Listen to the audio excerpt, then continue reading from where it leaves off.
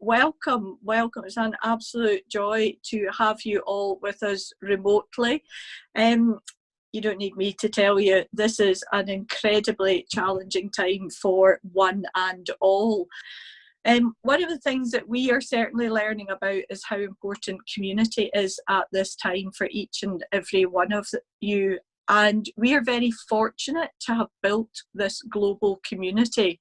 And really, we want to make the best use of that community now to share with you our fact-based insights from our members and from our global diaspora.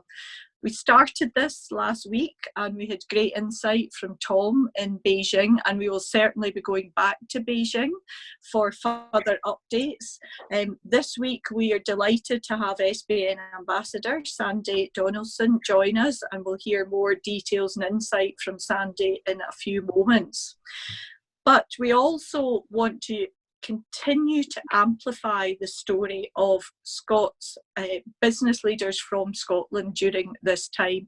There will be an end to this crisis. We do not know when that will be, but there will be an end, and we want to ensure that as well as supporting you during this crisis, that we are also supporting you as you come out of it and using this time to help you make key value-add connections across the world. Tom is there, Sandy is there. Next week we will have Fraser and James Bernard covering Singapore, and from Fraser, and James will be covering the Netherlands and Dubai, and we will just continue to share their stories as well as the stories of Scottish Business Network members seeking to go global.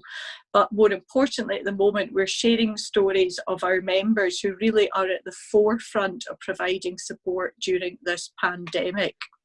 So without further ado, welcome Sandy. Delighted to have you with us. Obviously, we were planning on introducing you in a slightly different and grander surroundings of New York at this time. I think was it Saturday was the big event for Tartan Parade. Obvious to say why that's not happening. So Sandy, welcome, and please take the time to introduce yourself to our global community. Yes, hello there. Thanks, Christine, and thank you for the invitation. It's a pleasure to meet, I'd say, quite a few of the members of Scottish Business Network. So my name is Sandy Donaldson, and I'm from Glasgow originally, the south side of Glasgow. And I went to Glasgow Caledonian University, and I studied business and languages. And then after that, I moved off to work for an American manufacturing company. And I spent a bit of time working for them on Six Sigma projects around Europe and to the US. And then I went to work in medical devices with one of their particular divisions. So very interesting work working on bringing medical devices to patients with a focus on surgical care. And then around 2008, I joined UCB. And UCB is a Belgian pharmaceutical company. That's who I work with today. And I've taken various roles with them. And currently I'm responsible for their global digital marketing, their multi-channel marketing. And this gives an opportunity for UCB to explain its solutions and its services and its products to physicians around the world. So that's just a little bit about me and what I do. When it comes to my interaction with Scottish Business Network, I first heard and was introduced to Christine and Russell Dalgleish earlier last year, and I kind of fell in love with the concept because having been a Scot or traveling the world for the last 15, 20 years, I always was looking for ways to give back. And I've been members of Global Scot in the past, but I didn't find the right balance and opportunity to be able to support growing Scottish companies. So when I had the opportunity to work with Christine and Russell, I jumped at the chance because I think it's a fantastic organisation. Thank you, Sandy. I appreciate that feedback. We're absolutely delighted to have you as one of our 2 ambassadors at the moment in the USA. Sandy, I know that you're at home at the moment in Atlanta, but if you were to look out the window now in the business district in Atlanta, what would you see outside that window at the moment? How's it looking? It's an excellent question because when you actually look outside, Christine, you see very little activity. So if you actually go to downtown Atlanta, there obviously is nobody there, similar to many cities around the world these days. But activity is still continuing, actually. There's quite a lot of activity. And I think the key message I have right now is that America is still open. I think there's lots of opportunities and businesses continuing as normal to a degree. There are certain things happening outside when you look into the city which are probably not very positive, which is homelessness. You know, the only people that actually are in the cities these days are homeless people, because in American cities there aren't too many residents per se. But there is a challenge, I think, with how do you cater and support the homeless people who normally would rely on support from people that were going to work and commuting and providing them with food and necessities. That now, unfortunately, has dried up. But business is continuing. What advice? I mean, I appreciate there's the local advice and the federal state system, that what's being told locally to you in Atlanta and what's being told locally, nationally to businesses. What is the advice you're being given as a business? It's a great question. And actually, it's very important to look at some of the differences between how Europe is structured and the US. Because in the UK particularly, you have a lot of very different organizations that provide support. You have SBN, you have the government, and then you even have various regional trade bodies. That support model does not exist to the same depth in the US. So there's a much higher reliance on the federal government. That's why it was announced this $2.2 trillion stimulus package will be the vast majority of the economic development in the US. And there is an excellent resource that Scott Dalgleish will post, or it will be included in the meeting notes, which I would recommend people to have a look at if you do have business interests in the US, because it's a calculator that can help you to understand what would be the potential economic support that you could receive from this stimulus package. But there isn't too much happening, Christine, on a state level. It really is concentrated to this federal loan, but it's very generous. You know, on top of the $2.2 trillion, the vast majority of it will be loans that will be forgiven. So it really is a pure stimulus package. Forgive me, Sandy, and it could be just me who's picked that up correctly. You advise Scottish companies who have businesses in the USA. Was that what you were advising? So if you're a Scottish company with a USA business, look at this detail that we can share around support from right. Yes. And the interpretation is, because this is all relatively new, the interpretation is quite open. So even if you were thinking of launching something in the US, there is an opportunity, I believe, to actually access some of the loans. I think you need to at least have had an LLC as a footprint in advance of this. But again, I would encourage people, and I would encourage SBN members to check this, because this might now be the time to actually say, I'm going to push for a US expansion. Yeah. So what is the USA saying as regards global trade and movement? Has there been restrictions on movement of products and supplies into and around the USA? It's a great question again. And what you see, Christine, is there's a difference between the government's, I would say, announcements and what actually is happening. So clearly they've said is that trade will not be restricted. I think one of the challenges you see is that air freight is being restricted purely because of the cost of doing business for some of these airlines. So there are slowdowns in air freight. There are slowdowns in shipping in sea freight, even though the government is saying that we still are open for trade. But again, I would not in any way recommend or suggest that trade has stopped. I'm more than happy to go into some of the details, but I think there's actually many opportunities now. But you do need to bear in mind is that there is a slowdown in the delivery of goods and of goods. One of the insights that we got when we spoke with Tom in Beijing last week, and he talked around a very clear time scale, with week 1 being 23rd of January, the Chinese New Year, and he has counted everything, as has anyone in China counted everything from that date forward. I think in the UK we're probably feeling we're now in week 2 with the controls that were put in place last Monday. Where would the USA say they are as regards the situation, regards close down or lockdown with the COVID-19 pandemic? Are you at point 0? Are you not even there yet? So no, we're at week 3. So Right. This is now the 3rd week that the vast majority of organizations in the US really applied a very tight control.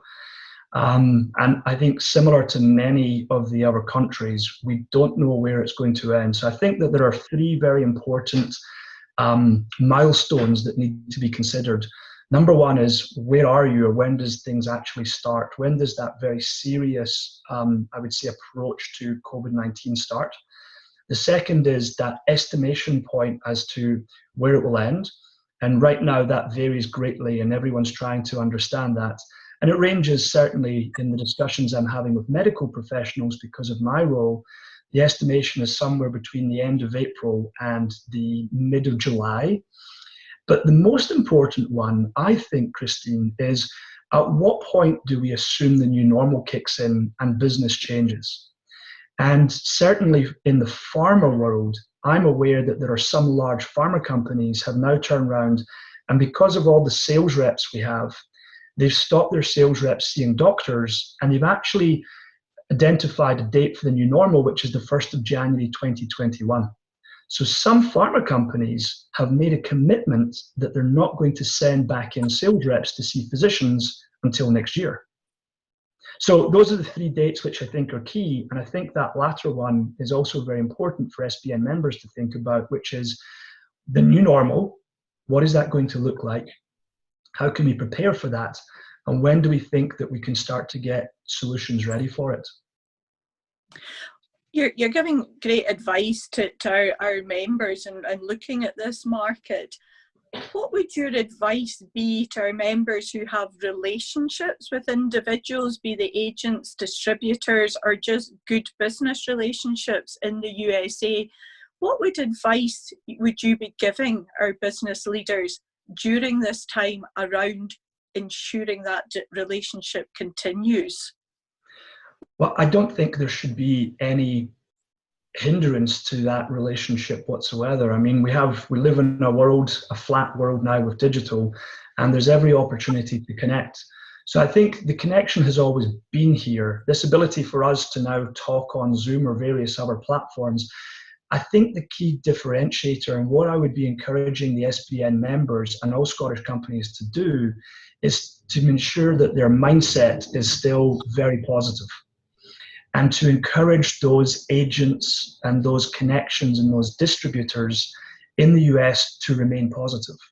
Because I don't see this, and of course we have to be very careful of the nuances here, because coronavirus is tragic, but it's also going to be one of the most disruptive forces that we will ever see in our lifetime. And there are opportunities. Again, we need to be careful that we're not exploiting, and we need to be careful that we're not seen to be opportunistic to a degree. But I actually think that there's massive opportunities right now for companies to focus on disruptive innovation and potentially pivot. And I can give an example, Christine. Please. In Atlanta, we have Georgia Tech. Georgia Tech is one of the world's best engineering universities. Excuse me. They have an incubator called ATDC, and they've got over 200 companies there. And I support them mentoring a few of these companies. And quite a few of the companies are now pivoting. They're taking away what was their original modus operandi and what they were trying to do as a startup, and they're now pivoting it to the new normal. One example is a nice company called Remedy. Remedy used to focus on creating software that would support cancer diagnosis boards. they've now in the last 2 weeks pivoted and created a triage software for COVID-19. So I think that with the right mindset, with the right mentality and being open, I think that there's fantastic opportunities for any company as well as SBN members to brainstorm and think about how can I do something differently to support solutions around COVID-19 and to get ready for what is going to be the new normal from Q3 onwards.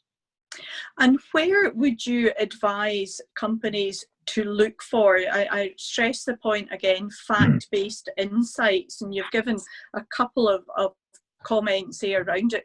Where else would you be directing our members at the moment around continuous intelligence gathering at this time? That's a good question, and it's not an easy one to answer because it's virtually everywhere. I mean, we get traditional market research and competitive intelligence from the companies that we source as a pharmaceutical company. But I would encourage members to look as broad as they can, because this new normal, there's very few areas it will not touch. You know, travel, how we connect, healthcare. I mean, even some of the, the financial models, the basic premise of capitalism are being questioned as well to a degree. You know, case in point being that a lot of companies, the shareholders wanted their companies to keep very little cash on the books, and now they're complaining that there's no cash on the books. So I think that it's very broad, Christine, in terms of where the new normal will affect. But I would encourage people to just continue reading and looking at various sources. I definitely would follow some of the more innovative companies, so the Googles of the world, the Facebooks. And I also see that quite a few of the strategy consultants, McKinsey, BCG, Bain, they actually are creating a lot of white papers on what the new normal may look like for certain industries. So there would be a good place to look for some very specific insights. Good. And Sandy, I talk about eyes and ears on the ground, and you're our eyes and ears on the ground there. We don't want to flood you even more so during this time. You've got another day job and a family to take care of at this time. Within this new normal, what support can you offer to our SBN members and their businesses at this time, Sandy? So what I can offer is I'm more than happy for any SBN member to jump on a call and to brainstorm with you on your business and what that potential pivot or how your current products and services could be adopted within the US. So that's number one, more than happy to work with you on this. And then number two is, having been in the US, I have a fairly, I would say, deep network. So if you would like to connect, I'm more than happy to kind of curate a kind of package to say, here are some of the people that might be interesting for you to connect with. And what I would encourage SBN members to think about, Christine, is I don't know every single member in terms of who you are and what you do, but there are very few SBN members that cannot export tomorrow. There are very few SBN members that do not have a very strong value proposition. So the world is flat, and I would encourage all of the SBN members to think about how can I take my existing solution and already connect it with new geographies. And myself, and I hope I'm not speaking on behalf of Fraser, but the US ambassadors would be very happy to connect and to help create some tailored packages. Great stuff. Thank you, Sandy. I've not got any questions coming in, and I'm looking online. I don't see anything coming through. If anybody has a question that they want to raise directly with Sandy, or there's anything you felt I've not covered in this, please drop me a line or WhatsApp me. For those, hopefully all of you have my number. Sandy, this is what is it that attracted you to live and work in the US of A? I just have to ask that from a personal perspective. What is it about the USA that appeals to you and continues to appeal? So it's the culture. It's the entrepreneurial culture. And actually you see that now evident more than ever with this situation. So I think there's some big differences. And if you look in Europe, when you ask, if you take a room of entrepreneurs or business people and you ask them to say, do you think you're on top of your game? Are you good at what you do? Surprisingly, most Europeans will turn around and say, yeah, I'm pretty confident that I have a level of mastery of what I do. Interestingly, you'd imagine Americans to be quite gung-ho about that. But when you ask that same question, they're always a little bit sure, and they always think there's somebody out there who's doing it better. That gives them a lot of drive. So they're always looking to how they can improve themselves. And I think that the model where they can come together and innovate and solve to create specific problems is deeply ingrained into the culture and the model of the US. And I like that very much. So I don't see too many people out there complaining that I've lost my job. So they actually have now a term called a coronapreneur. And these are people which are now starting their own businesses and making, when you get lemonades, make lemonade, lemons make lemonade. Yeah, yeah. An example of that locally is that, I see quite a few people which were chefs and they've now become unemployed. They've now gone to various social media groups and started to offer their services to cook and to deliver to your house direct. So again, I think you're seeing that entrepreneurialism, you're seeing that disruptive innovation, and you're seeing that this will probably be a new thing in the future, is more people will not go to restaurants, but just happy to have restaurant food delivered to them. Yeah. So that's, Christine, what really attracted me to the US is this entrepreneurial culture. Good. Well, questions coming in now. And 1 point, thank you, Anna. We do have what's called the sidebar chat, so that might be useful for people if they want to send me a question directly or just have a chat online during this. Question from Adam Hunter, who we're going to hear from shortly. So his question is around your business and UCB. How are they pivoting in this new norm, Sandy? How's your business changing? I actually think it's fantastic because it's helping us to add transparency to problems that we thought were there and needed to be addressed. So I'm going to answer Adam's question, but just to give a bit of background information, there are 81,000 pharmaceutical sales reps in the US. 81,000. So that's one sales rep per 10 physicians, because there's 830,000 physicians in the US. That's $20 billion of costs per year. Now, if you ask most physicians in America, most doctors, none of them particularly see the value proposition of having so many reps. So what I think this situation is doing is it's accelerating solutions, because all of those 81,000 reps are currently sitting at home. None of them are allowed to see physicians anymore. They're not allowed to go into hospitals and they're not allowed to go into practices. So what it's doing is it's accelerating what the future model will look like. Quite a few of these pharmaceutical companies are now starting to say, we're definitely not going to have as many reps for the new normal, and we're going to change a little bit the channels that we use, and also the messaging will be less promotional, but more about how can we help you, how can we support you. So to answer Adam's question, the way that we are pivoting is that we are now really accelerating the view on how can we really add support, and we're changing that interaction model that we have with our customers. And I think this is something which is going to be a fundamental change across many industries, is the engagement model. How will that change now with the new normal? And a supplementary question to that is, within this new model that UCB are developing, what are their thoughts on ensuring the supply chain within UCB, and particularly around the just-in-time medicine delivery?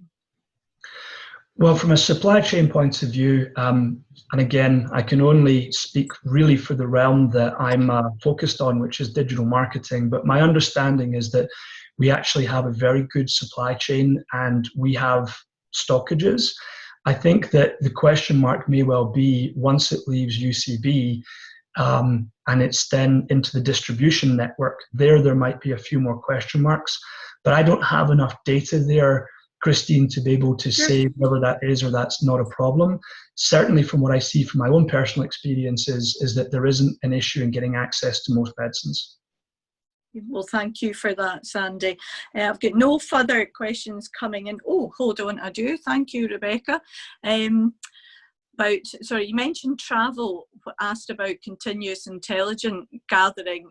What do you think, Sandy, travel will look like in the new normal? Yeah, so it will change, and I think it's important to look at the why that will change. Now, here we are all sitting at home, and some people might be going stir crazy, but actually quite a few people that were road warriors that used to travel and have to get up at 4 a.m. to get a 6 a.m. flight. I think quite a few people are now realizing that, wait a minute, my quality of life with reduced travel can increase. So I think that there will be quite a few people that might be a little bit more resistant to travel. I think you see advances in technology and people becoming more accustomed to Zoom and to Whereby and to Skype. So the embracing of the digital platforms, I think, will help. And I think the other criteria which is driving this is the cost. You know, quite a few companies are actually benefiting from the reduced travel. Certainly my company spent millions of dollars and pounds and euros every year on travel. We now have massive savings, and similar to many large corporations, we're now wondering, what do we do with that money? Do we redeploy that as to give back to the community for COVID-19, or does that become a saving? So I think that you'll see travel budgets being reduced as well. But I think travel will pick up. There probably will be a spike as we try to act as a catalyst to get the economy up and running. But I think it will take a long time to go back to the levels that we were seeing, earlier this year and at the end of last year. Yeah. Sandy, thank you very much indeed. As my dear friends in SBN Network knows, I'm a wee bit of a stickler for time. So I think we're just at the 2:30 level. So thank you for that, much appreciated. And I see some thanks coming in from those listening in. Sandy is available to connect in with either through LinkedIn, or we're happy to make that introduction. But as we've said, Sandy, you're our eyes and ears on the ground there, and we will definitely come back to you over the coming weeks to get further insights to what's happening in Atlanta. But delighted to welcome you on board. Thank you. Thank you. And you're going to stick around for the next piece as well. Lovely. Great. Okie dokes, folks. We are now going from the benefit of Zoom from Atlanta in Georgia, USA, to the beautiful Isle of Harris. And hopefully we've got Jamie on there. Hi, Jamie. How are you today? Hi, Christine. Not bad. Yourself? Very well indeed. Thank you, Jamie. Delighted to have you there. Loving all the artwork around and about you there. I feel as though there could be a few good stories to tell, Jamie, on that. Thank you. They're all memories. We're surrounded by memories. That's what Essence of Harris does, creates memories. So it's not just for other people, it's also our own memories are very important. Absolutely. Well, Jamie, for those of our members who haven't met you, could you just take a few moments to introduce yourself and introduce Essence of Harris, please? Yeah, I'm Jamie McGowan from the Isle of Harris in the Outer Hebrides. I own and run Essence of Harris, a candle and home fragrance company. I also own and run North Surf Facilities Management and Loomshed Hebridean Brewery. So we have been catastrophically affected across all sectors because we're in food and drink, we're in retail, and we're in construction and commercial. So yeah, it's been a challenging week, but we're out the other side of it nearly, and we've got a good focus and strategy to move forward. So yeah, it's good mindset to get the next few weeks. We're going to hear more about how you are addressing this, Jamie, but it'd be good to hear the story behind Essence of Harris and how you, from your previous career, built that business, Jamie. Would you be willing to share that?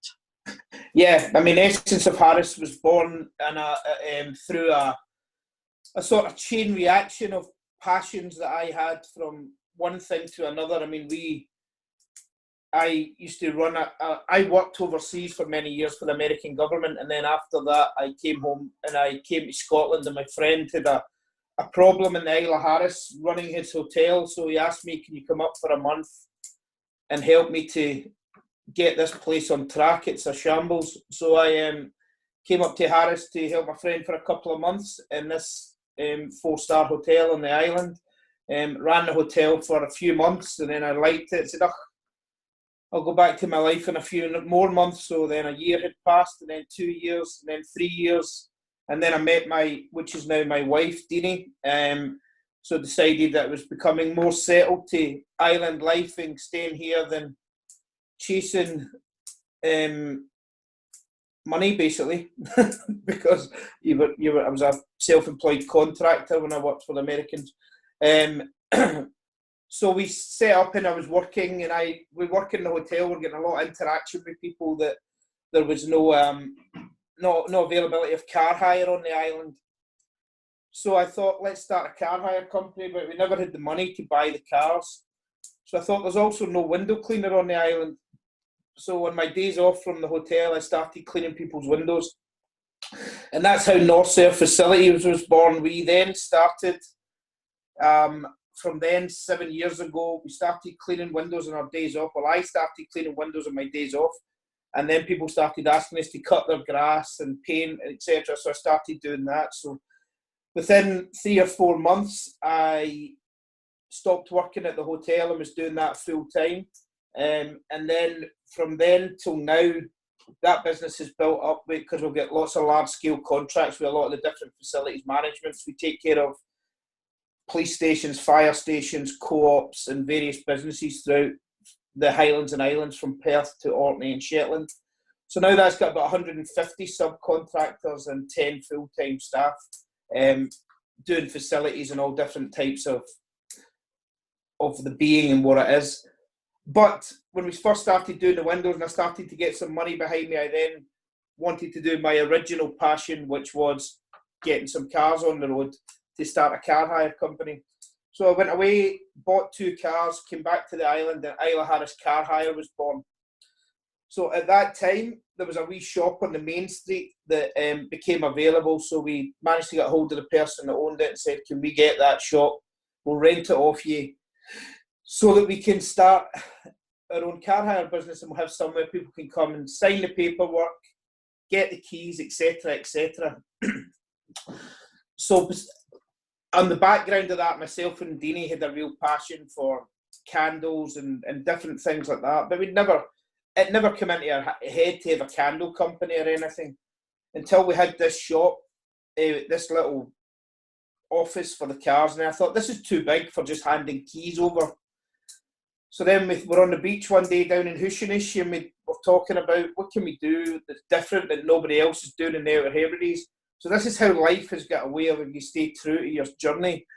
I thought back to when I was cleaning windows, and on every second or third house there was a candle or diffuser on the windowsill.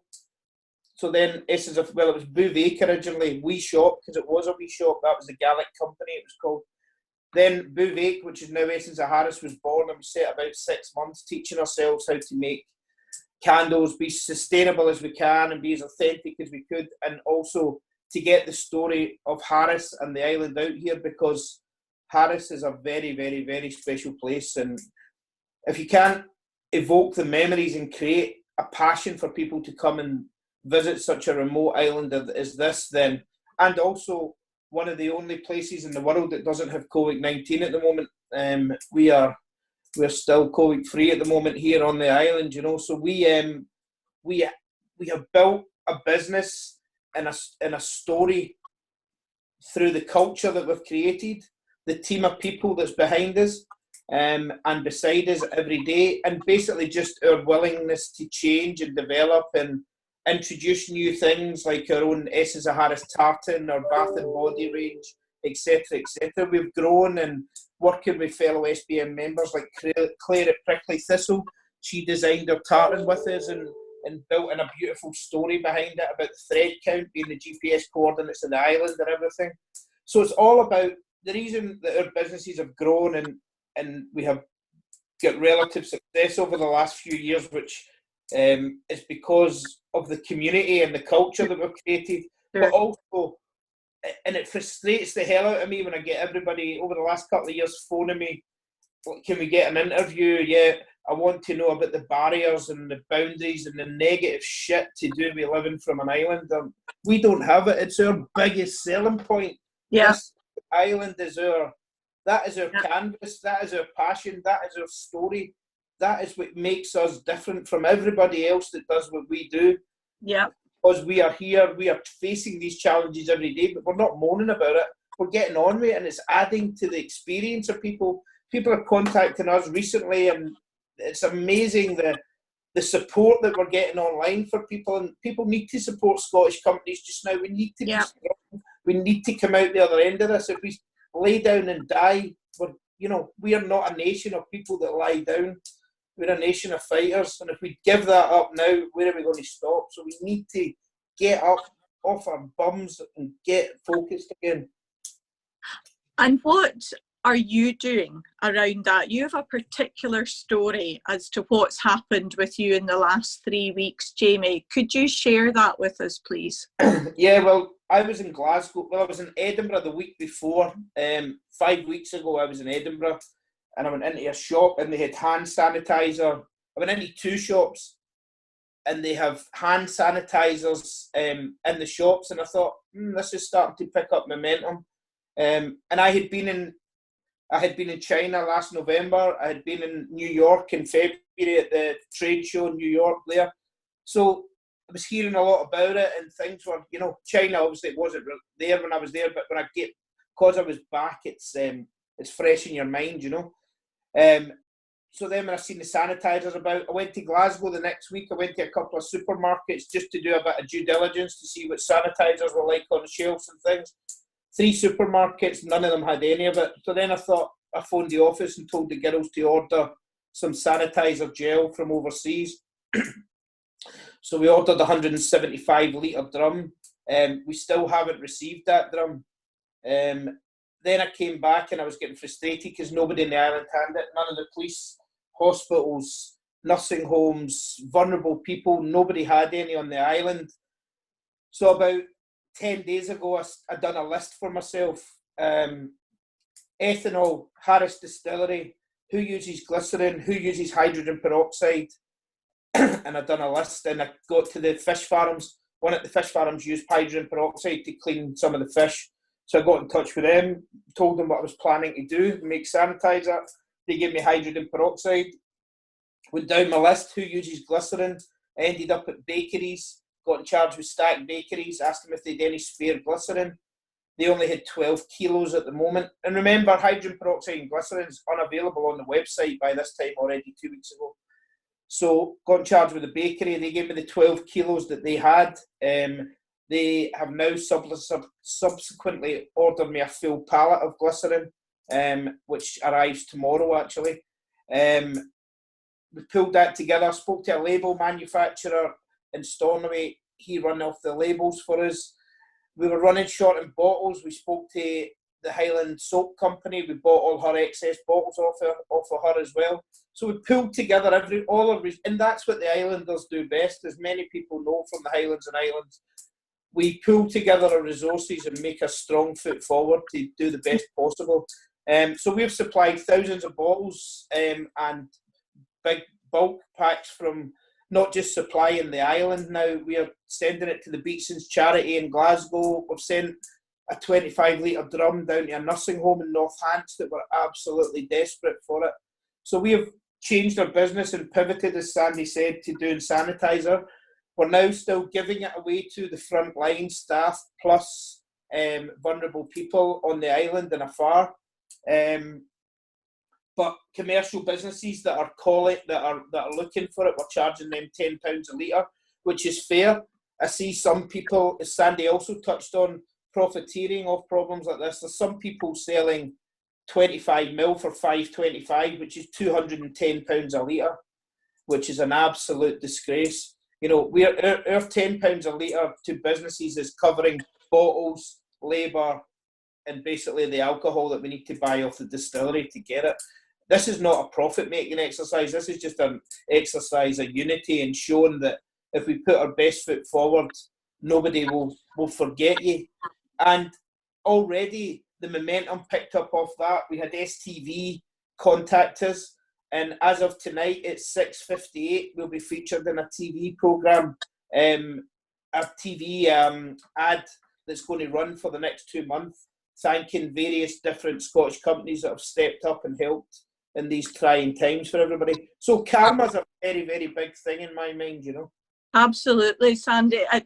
Jamie, now one of the things also, you've had to furlough your staff during this period. So basically all that you have spoken about there is yourself and your wife dealing with this. Is that correct? And Beth, we kept Beth. I was thinking of following myself right enough and keeping the rest of the staff, but we decided against that. Need someone to run the payroll, Jamie. That's it. So, yeah. We've followed all our staff across all businesses, apart from the brewery. We've just turned the key in that, and we'll start again when things pick up. The facilities management, because we deal with lifeline companies like police and fire, we still have 4 members of staff working and running that, and the Essence of Harris doing the sanitizers. Just me and my wife, and one member of staff that fell through the loophole because she started with us on the 1st of March, so she wasn't going to be able to get furlough. So we're trying to keep work to keep her. Well, we've got work, so we're trying to keep her going so that we can. She's got a young family with 2 kids, and her husband's a fisherman, which that market has just went through the floor and disappeared as well. So she's somebody that would have been left in the fresh air because she wasn't working until the 1st of March, and the 28th of February deadline was leaving her high and dry, basically, you know. Yeah.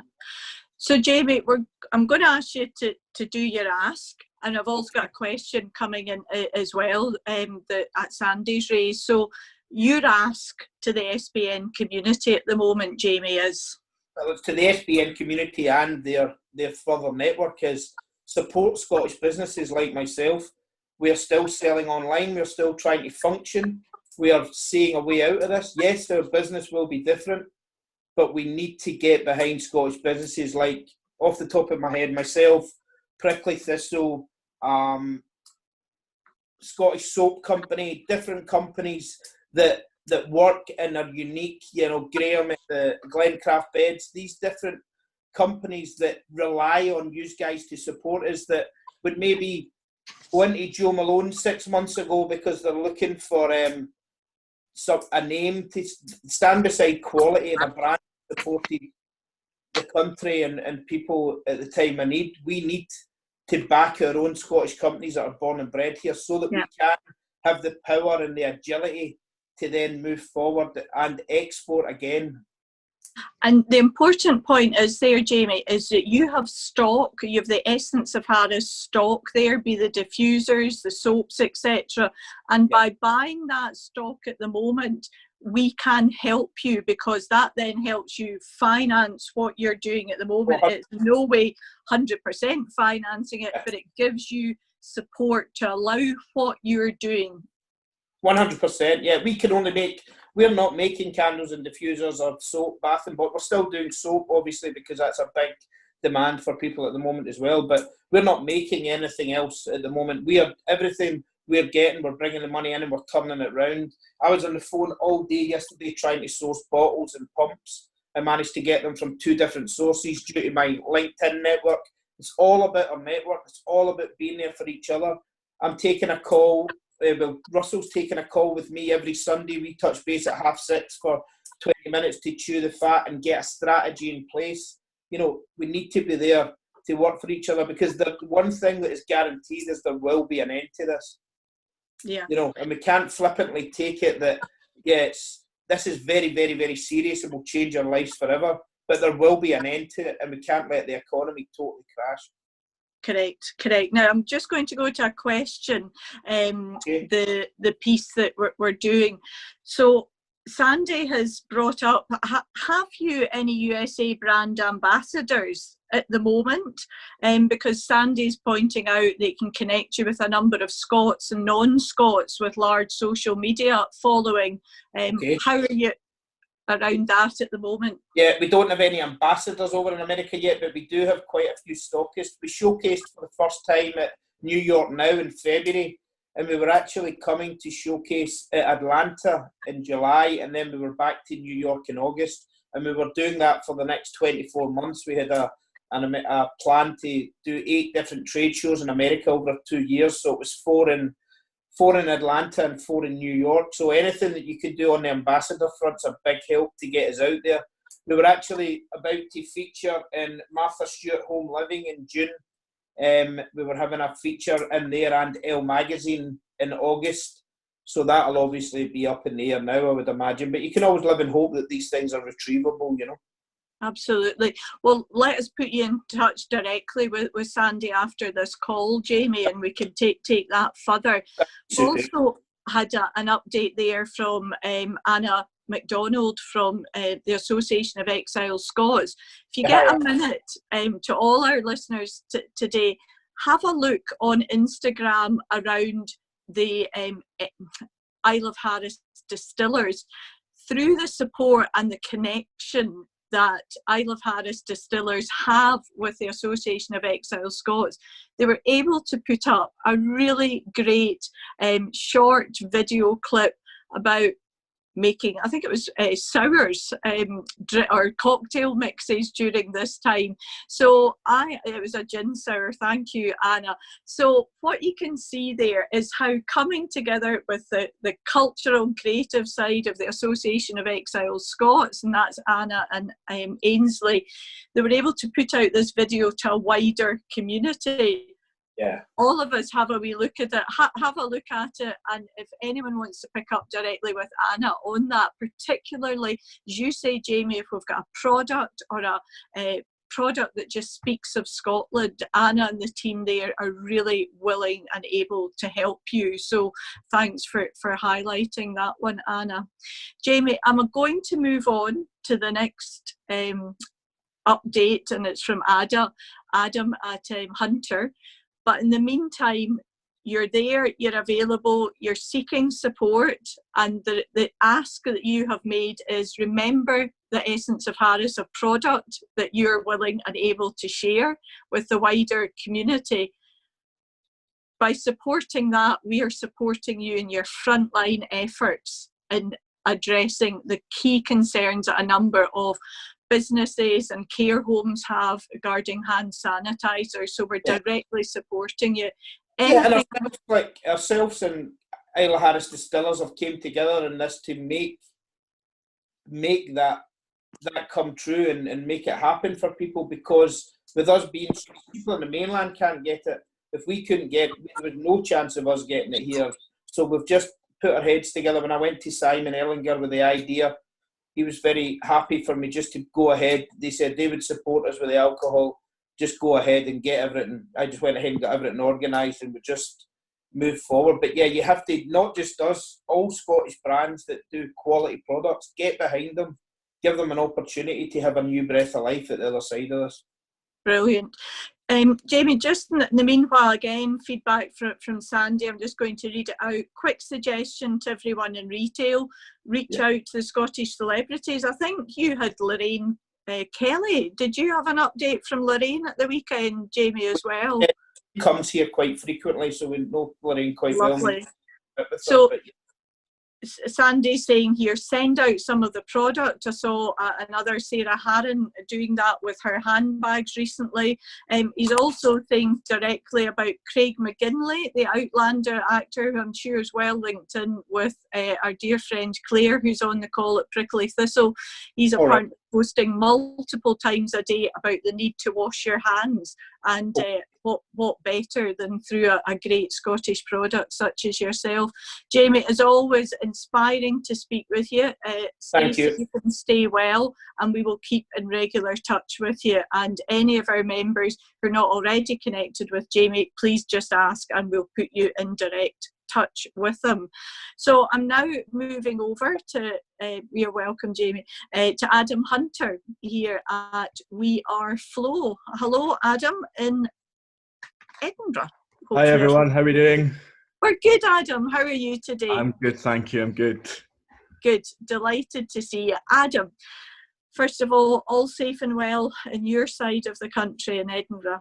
It is, yeah, it's slightly, it's kind of like an old movie set. You sort of walk around and it's very sort of dystopian-like, aside from the meadows where I think half of Edinburgh have decided that they're all now runners. So apart from the meadows, I think everywhere is pretty quiet. But I think the message after the proper lockdown that was announced last week, I think that's now really had an impact, because before then it was some people were doing it and others weren't, but I think there's a lot more sort of adherence to these guidelines and advice now from the government, which is good to see.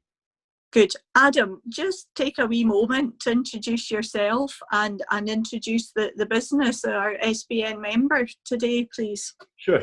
So, as I say, my name's Adam Hunter. I'm the Chief Commercial Officer of Phlo Digital Pharmacy.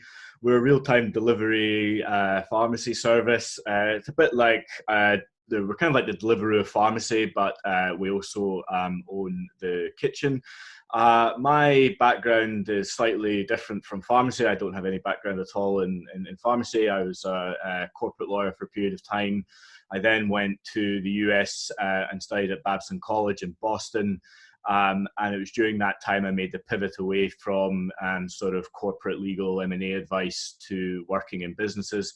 I then joined a craft distillery called Arbiki Highland Estate and grew that company from one product to a global exporting powerhouse, certainly in Scottish craft distilling. And then in 2019, I joined a good friend of mine called Nadeem Sarwar, who is the founder of Phlo Digital Pharmacy. And we had met together at Babson College when we were both studying something called the Saltire Foundation Fellowship Programme, which is a part of the Entrepreneurial Scotland network. And it was from there I am now in the midst of a tech company delivering prescriptions. Sorry, the company is a Scottish-based company, Adam. Yeah, so we have a slightly nuanced setup. So our headquarters are in Glasgow, and that's primarily from an engineering and commercial side of things. Our operational base is actually in London. I think we're the only pharmacy in the UK based out of a shipping container in Hackney. So our pharmacy team is based primarily in London. So we're split between the two cities. And before the lockdown, I would split my time between Glasgow and London. I'd be in London 2 or 3 times, or for 2 or 3 days every second week. So although we're a Scottish headquartered business, very much our focus is on London. So can you tell me the story of how and why Phlo Pharmacy came about, Adam? Yeah, absolutely. So it started actually at Babson College. If anybody has never come across Babson College, I'd highly recommend checking them out. I think they're the world leaders in entrepreneurial thought and action. They have a saying at the university called being comfortable, being uncomfortable. And I think they try and get that mantra into all of their students that come through their doors. And I think that education for me has served me very well, not only before, but certainly now when we live in these very uncertain times. And I echo Sandy's point regarding opportunities where uncertainty does come. If you look back to 2008, Airbnb started at the height of the financial crisis because hotels were collapsing, but people still wanted to travel. So there are always opportunities in times of need. How Phlo started, really, we went, myself and Nadeem and part of the wider cohort went to a design thinking company called IDEO based in Boston. And they were working with a very, not even launched yet at that point, a company called PillPack in the US. And they were very much a whiteboard company, and their idea was that the pharmacy sector in the US was broken. You were going long queues, no drugs. There was disconnect between what the insurance companies would pay for and what the pharmacies would give you in terms of prescriptions. So IDEO came up with a sort of design thinking approach to basically online delivery through the mail. That was then, just for a bit of background, PillPack was acquired by Amazon US, I think it was last year, for about $750 million. And Nadeem, as a type 1 diabetic, thought, you know what, there's nothing like that in the UK. We have the exact same problems, i.e. a broken pharmacy system that doesn't really work for the patient, it doesn't really work for the supply chain, doesn't really work for the NHS. Can tech provide a solution here and make access to medication easier and adherence to prescriptions also more effective? So he came back, and it was quite clear that he needed a pharmacy license. So Nadeem, his background was in banking. He bought a pharmacy in Norfolk. It was a loss-making pharmacy who dealt purely with care homes. So all original pack dispensing. So what that means is separating all the drugs into Monday through to Sunday for each patient who lived in the care home. And he grew that business, turned it around, grew it into the largest pharmacy care home provider in Norfolk. And during that time, he thought, right, I can use the license here and then learn about pharmacy and the nuances of pharmacy. And I won't go too much into that detail, but it's not a particularly straightforward sector to operate, as I'm sure Sandy can echo from a manufacturing point of view. So it was during that time that we started to look at the business. And in effect, Nadeem thought, right, I'm just going to copy PillPack and bring it to the UK. However, like any good business, he started talking to patients and some potential patients. And just to give a bit of clarity, the total value of the UK pharmacy market, just in the NHS, so not private prescriptions, is about 12 billion in terms of revenue every year. Only 0.8% of that 12 billion is made up by online pharmacy. And from our research, it was quite clear one of the reasons for that was people were uncomfortable with having their medication through the post. One, couldn't really track it. Two, although the Royal Mail do their best to deliver, doesn't always happen. And there was just that lack of effectively a point of contact. So it was quite clear that maybe the PillPack model wouldn't work as easily as Nadeem had thought. So effectively, we did a slight pivot in the business and said, actually, what people are looking for is a hyper-local infrastructure with real-time delivery of NHS and private prescriptions. So going back to my earlier thing of we are the delivery of pharmacy, it's really as simple as that. You log on to our application, you can go onto our website, weareflo.com, and sign up. And then through that, it's basically your medical records and your prescriptions, whether that's your repeat prescriptions or your acute prescriptions. You can then select a time and a place for that to be delivered in. We do it in 4-hour slots. However, our average delivery time is about 2 hours. But I like to under-promise and over-deliver on that front. So we'll keep it at 4 for the moment. And then you get real-time tracking all the way through. So as soon as you've placed your order, much like in a Deliveroo where you see the icons coming up of them cooking food, we do something a little bit different, but it's the exact same concept in that every stage of the journey for the patient, they know exactly what's happening, when their prescription is going to arrive. As soon as it's been picked up by our courier partner, it's much like an Uber or Deliveroo. You can track that car all the way through to your location. You can live chat with the courier driver. So say, for example, you were supposed to get it delivered in, I don't know, Clapham, but now you're in Canary Wharf, then you can change the order and they'll then reroute it to that location. So really that was one element of our model, and really what that will be is a hub and spoke model. So at the moment, as I say, we've got this shipping container. Reason for that is that they're really, really cheap, and actually the length of them make them far better than a standalone commercial unit on a high street.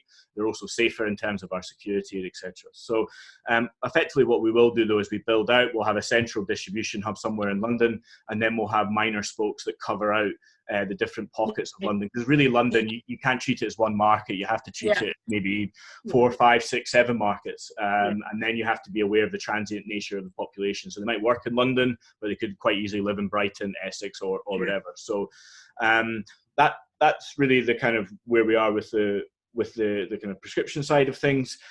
We then sort of, and this was partly by chance, partly by design, but we built our pharmacy tech in a modular fashion with open APIs. So without getting too technical, what that means is that other companies can easily plug into the pharmacy tech that we have built. Now, going back to the patient experience of pharmacy going to a community pharmacy is broken. And a lot of these pharmacies are trying to pivot, but the problem is that once you've built legacy systems, it's very hard to then change that and change it in a way that is quick and then reliant with market demand. So when we built the pharmacy, we built the patient at the heart of everything we do. And our laser focus is on patient safety, convenience, great design with great user experience. So It's allowed people to go, you know what, accessing your medication doesn't have to be difficult. You can use this on your phone. People are already doing it for food. They're already doing it for, with your Amazons and your Ubers and the like. So this is just another part of giving the patient an option to still have access to the medication, but then get on with their lives. Yeah. So the AWS, we've either called this the AWS of pharmacy, and it's actually probably a completely different business from what we're doing, but at the moment it's kind of under the one umbrella.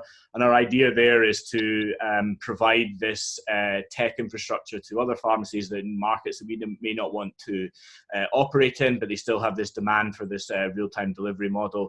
And we should have probably by the end of the summer 4 or 5 health companies that we will be their fulfillment partner moving forward, which gives us on a purely Machiavellian point of view, gives us a diverse revenue stream.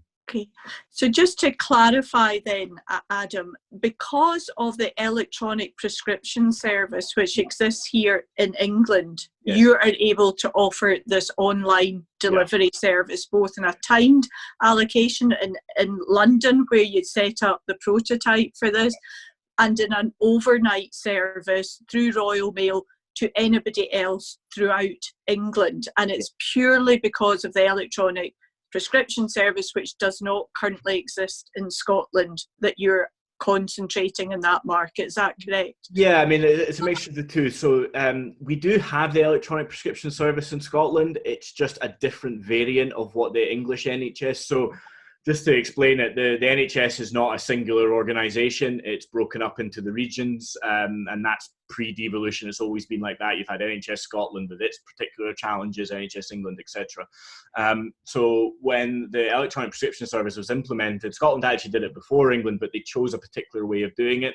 That was on the basis of advice from existing pharmacists and also the political decision made by the government at the time. And then in England, they went probably for a more comprehensive EPS system. So at the moment, our technical or the systems we need from the NHS side of things, because effectively what we do is we hook into the NHS spine because we're an authorised NHS pharmacy. It means that we have access to people's medical records, etc. And for our systems to work, it only works really with the English system, so we can effectively grab the data that is relevant or pertinent to that patient and drag it out and put it through into the application. We can't do that in Scotland. I wish we could. But at the moment, our focus is on London. And also, furthermore, if you look at density of population, real-time delivery, if you're going to scale that, you need a density of population because you need people all kind of quite close to each other, so it makes the economics of delivery feasible. So London was the obvious choice to do that, and also London too is an early adopter of tech. So if you look at any tech company that's launched in the UK over the past 10 years, I'll bet my house that they launched in London, whether that's Uber, Deliveroo, all of the likes. They will go to London first because London historically adopts tech earlier than probably the rest of the United Kingdom. So we felt, look, if we can nail this in London, create a brand in London and scale our business, it then provides us with the base to then scale that out across at least England and hopefully at some point to other parts of the United Kingdom. But just to clarify, that the London scaling that you're doing, Adam, is the day on that day and time delivery. Yeah, that's that real-time delivery piece, which no other pharmacy in the UK can do. No other pharmacy can deliver the way that we do and offer the way we do. No other online pharmacy. Online pharmacies, when you do the mail, it's very good for your repeat prescriptions because you get it every month. It's the same drug. It's usually the same quantity. Acute prescriptions, which are these one-offs, so you might have, chest infection, a skin rash, something that you might need 6 weeks of antibiotics, but that's it after that. That doesn't really work because you need that instantly. You can't wait for 3 or 4 days to get that in the Royal Mail. So by offering a one-stop shop, and it's another reason why patients didn't want to go to online pharmacy purely because they couldn't do the full offering. So they could do your repeats, and that's great. But as soon as you've nominated an online pharmacy, if you then go to a community pharmacy to pick up your acute prescription or your one-off, you then have to get them to change the nomination back to the community pharmacy. So that's a little bit snagging there, but what you have with Phlo is a one-stop shop in terms of, if you sign up for Phlo, as long as you have a registered doctor in England. So for example, we have patients at the moment who were living in London, but after the lockdown decided to get out of London and have moved back to their parents in Scotland or their family members in Scotland. They're still getting their prescriptions because they're still registered in London, and they still have an English registered GP, and all we're doing now is not doing real-time delivery, but we're sending them the Royal Mail. So it can do UK, but if you are in Scotland, you need to have an English. English. And I'm very conscious of time at the moment for everybody here. So what is your laser-focused ask of the SBN community and wider at this time, Adam? Yeah, I mean, I'll tie in the ask as well, just in relation to COVID-19. COVID-19 was obviously unexpected. However, you won't be surprised to hear that Phlo is uniquely set up to help with the access of medication whilst people are on lockdown. You've got community pharmacies with one in, one out, lots of queues, and especially vulnerable people not being able to access their medication. Our ask is really simple. We're a startup business. We've been live operationally for about 6-7 months, and we really don't have the marketing budget to compete with the multinational pharmacies who can drown out the noise of everyone else. But these multinational pharmacies aren't really set up for the delivery mechanism that is required in this current phase. We're not charging for this service. We're not profiteering from this service. This service is the same service we offered 6-7 months ago. There's always a free delivery option, whether that's your real-time delivery piece or your Royal Mail option. And really my ask is simple. Please spread the word. If you spread the word within your network, spread the word within your friends and family, anybody who is looking or is worried about accessing their medication during these uncertain times, if we can at least address that small little problem, it allows people to get on with their lives and try and resolve to one normality. And I'll give one very brief story, Christine, and then I'll get off. There was a really interesting point last week. We had a family phoned up. They were both in self-isolation. They had a very young child who had very chronic asthma. Now, if a young child has a proper asthma attack, it's into intensive care. They couldn't get out to the pharmacy to get their inhalers, and they couldn't get anyone to deliver. They contacted us at 10 in the morning, and by 3 in the afternoon, their child had their inhalers. Now, that was a nice thing for us to see, because that's why we set up this business, but also for that family as well. It was one less challenge to overcome that day, and they could live to fight another day. So this service is one that can really help people adhere to government social distancing and the lockdown provisions and help stem this spread of the virus around the UK. Thank you. So a very clear ask, spread the word. And an important point you said there at the start there, you're not exploiting this situation. You have a service to provide. Unfortunately, at the moment, it is only available in England, but they have the technology there who are supporting those who are vulnerable and in need during this time and adhering to all government requirements. So very clear ask for those of us in the South, sign up.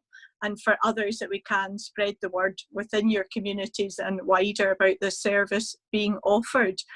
Adam, thank you so much. I don't have any questions coming in at the moment, but if anybody wants to discuss this with you and some ideas, and I know that happens regularly at within SBN events, I know there's a lot of discussions happen offline, so very happy to make that connection. And I've already had a quickly in there from Sandy in the USA, very keen to connect and have a discussion with you around the business. So again, we'll make that connection. Anybody who would like to connect, then please, LinkedIn, Twitter, etc. I have, to Jamie's point, I worked for Arbiki for nearly 5 years. I'm well versed in how to do that side of the business as well. I'm not just a tech person, so anything I can do to help anybody on this call, be it to the wider network, the Entrepreneurial Scotland Network, SBN, then please do reach out. Thank you, Adam. Got a number of comments coming in there, folk very keen to help you spread that word and connect, Adam, so we will follow up directly. So thank you, Adam. Thank you to everybody. We have gone over time, but I'm sure you'd all agree it's worthwhile and valuable to share the stories from Sandy. Thank you to share the frontline support that both Jamie and Adam are providing.